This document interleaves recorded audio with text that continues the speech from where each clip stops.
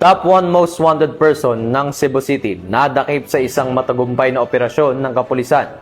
Alamin natin ang buong detalye, yan ang tinutukan ni Patrolwoman Flora May Azares. Tulungan ang bagsak ng top 1 most wanted person, municipal level, na may kasong murder.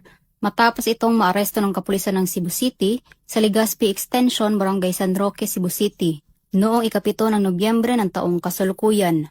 Kinilala ni Police Captain Rexelio Sores, Station Commander ng Police Station 3 Cebu City Police Office, ang wanted na suspect na si Albert, 35 anyos, na residente ng Sagrada, Barangay Tinago, Cebu City.